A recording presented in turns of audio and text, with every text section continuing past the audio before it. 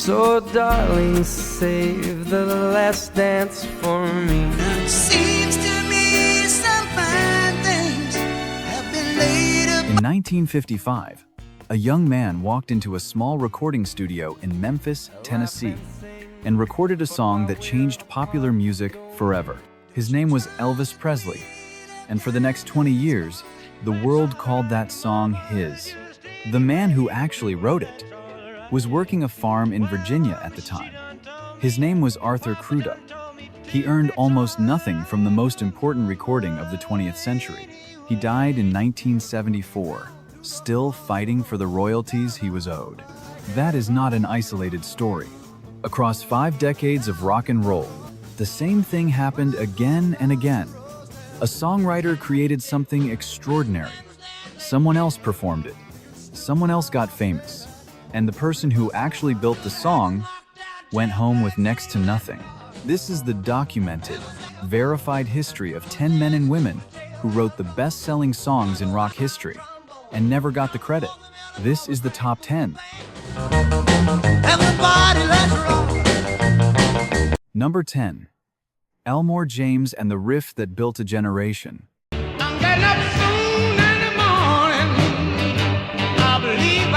In 1952, a Mississippi blues guitarist named Elmore James recorded a song called Dust My Broom.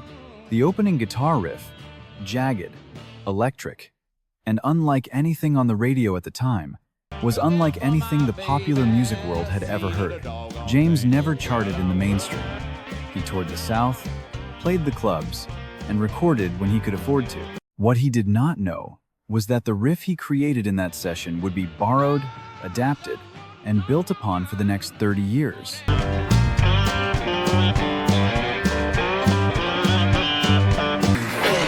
The Rolling Stones used its structure. Fleetwood Mac built their early identity around it. Led Zeppelin absorbed its energy into the foundation of their first album. Elmore James died in 1963, largely unknown to mainstream audiences. The riff he invented kept generating hits for other people long after he was gone. He did not write one song. He wrote the foundation that 50 songs were built on.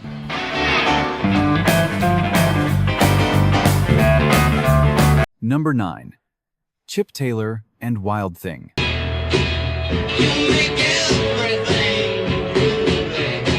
Most people who grew up in the 1960s remember Wild Thing as a Troggs record. 3 chords, a simple hook, pure energy. Those same people have probably never heard the name Chip Taylor.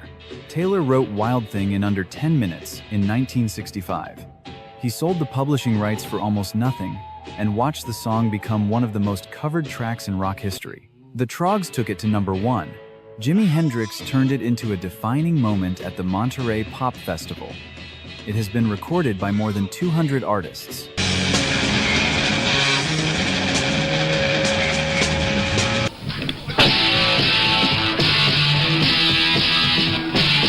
Chip Taylor spent most of the 1970s largely invisible, despite holding the writing credit on one of the most recognizable rock songs ever made. He wrote it. The world gave the credit to everyone who played it.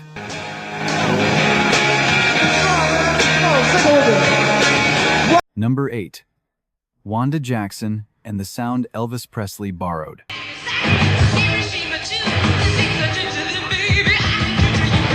Before Elvis Presley became Elvis Presley, he toured with Wanda Jackson. She was already doing what he would become famous for, mixing country, gospel, and raw electric energy into something no one had a name for yet. Jackson recorded Fujiyama Mama in 1957. The vocal delivery, the wild energy, the refusal to stay in any single genre. These were qualities Elvis absorbed and reproduced at a commercial scale she never had access to. Rhythm section was a purple gang like rock. Everybody. Wanda Jackson never had his record deal. She never had his management. She never had the machinery behind her that turned a regional talent into a global icon. She had the sound first. The industry decided someone else should own it. You the cutest jailbird I ever did see. I sure would be delighted. Number 7. Doc Pomus and the hits he wrote from a wheelchair. Don't forget who's taking you home, and in his arms you're gonna be. Doc Pomus contracted polio as a child. By the time he became one of the most successful songwriters in American music, he was navigating the world on crutches and, later, a wheelchair. He wrote "Save the Last Dance for Me." He wrote "This Magic Moment." He wrote "Viva Las Vegas." He wrote dozens of songs that define the soundtrack of the early 1960s, sitting in a small room in the Brill Building in New York, while the people who performed those songs filled arenas he could not easily enter. Every dance with the guy who gives you the eye, let him hold you tight. The business model was simple. The songwriter stayed in the room. The star got the spotlight. Doc Pomus was one of the greatest architects of that era, and most people who love those songs still do not know his name. Oh, I know that the music's fine like sparkling wine. Number 6. Todd Rundgren and the songs he wrote for everyone else. I flew high and low, baby. Todd Rundgren wrote "Love is the Answer" in 1977 for his own band. It charted modestly.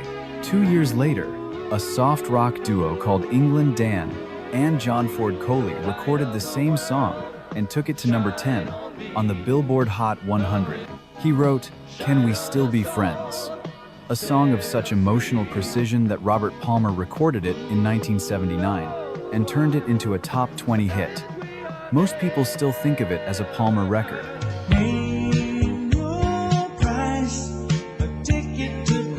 He produced Meat Loaf's "Bat Out of Hell."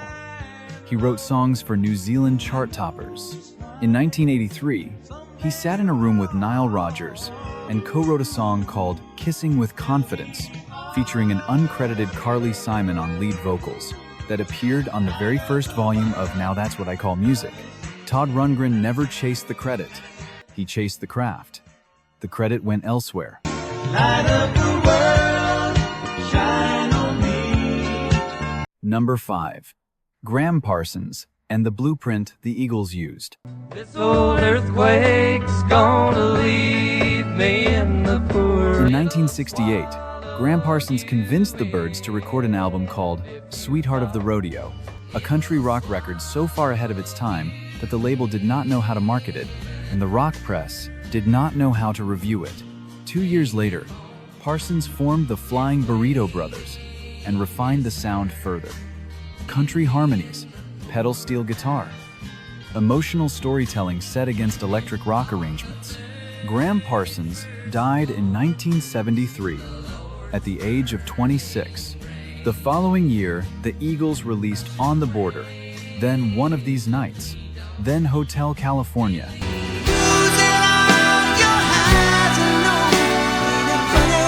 The Eagles used the exact structure, the exact emotional palette, and the exact sonic vocabulary that Graham Parsons had built. They had access to the management, the production, and the record label infrastructure that Parsons never had.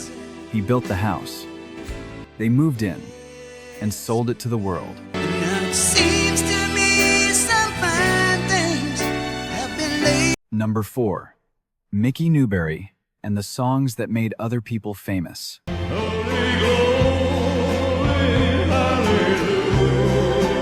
Oh, I wish I was in the land of God. Mickey Newbury is not a name most people recognize, but in Nashville in the late 1960s and early 1970s, he was one of the most in-demand songwriters alive.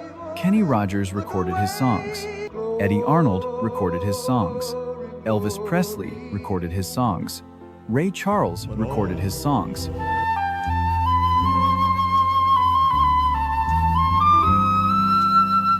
In 1971, Newbury recorded a medley combining 3 American folk songs into a single track that stopped listeners cold. It was one of the most emotionally complex recordings of the decade. It went nowhere commercially because nobody knew who Mickey Newbury was.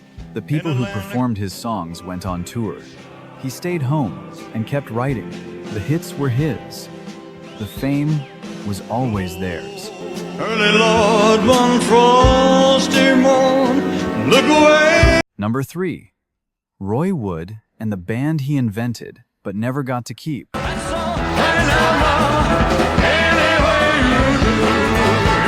Roy Wood conceived Electric Light Orchestra. He named it, built its sound from scratch, and played a remarkable range of instruments on its debut recordings, combining amplified cellos and rock guitars into something that had never existed before. Then, a ruthless manager drove a wedge between Wood and his creative partner, Jeff Lynne. In 1972, Wood walked out of the band he had built, handed the blueprint to Lynne, and left without a public fight. Son,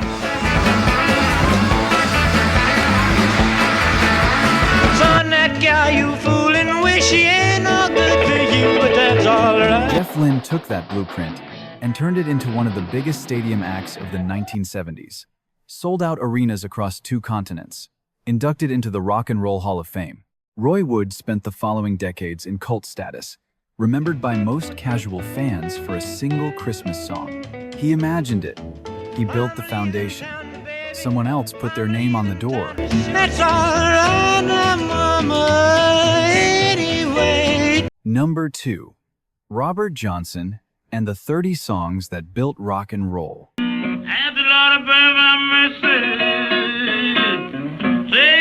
Robert Johnson recorded approximately 29 songs before his death in 1938. He was 27 years old. Those recordings, raw, spare, made in hotel rooms in Texas and Mississippi, became the single most influential body of work in the history of rock music. Led Zeppelin recorded his songs, sometimes without crediting him. The Rolling Stones covered him on their debut album.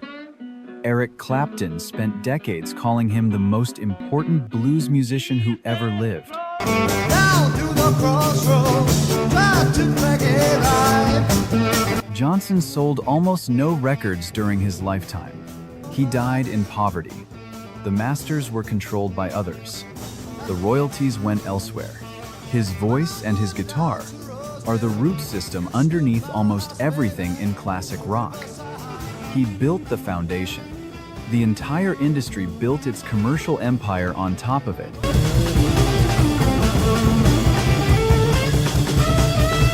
Number 1. Willie Dixon and the Architecture of Everything. That make me feel so good. Oh, you make me feel all right. Willie Dixon wrote Hoochie Coochie Man. He wrote Little Red Rooster. He wrote You Shook Me, I Can't Quit You Baby, and Bring It On Home. Those last 2 songs appeared on Led Zeppelin's debut album in 1969. Willie Dixon's name was not in the credits. Dixon did not simply write songs. He wrote the structural grammar of rock music, the way a verse builds tension, the way a hook releases it, the way an electric band creates space and fills it. He invented those patterns inside the Chicago blues clubs of the 1950s and handed them to the world without always receiving the paperwork that should have followed. Gonna give you my love. Oh, Led Zeppelin's debut album went on to sell over 8 million copies. After legal action years later, Dixon's credits were restored and settlements were reached. But for most of the decade when classic rock was conquering the world, those songs were filling stadiums under someone else's name.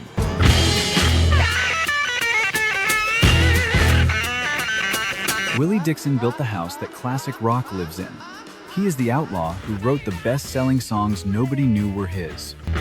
you need cooling, baby, I'm not fooling. 10 names, hundreds of millions of records, and almost none of the credit. Every one of these people created something extraordinary. Every one of them watched from a distance as someone else took it to the audience it deserved. Everybody, let's rock. So darling, save the last dance for me. The music industry has always had 2 tiers: the people who build the sound and the people who are remembered for it. Sometimes those are the same person. More often than not, they are not. The next time a song from your past comes on the radio, one of those records you have known for 40 years, ask yourself one question: who actually wrote this?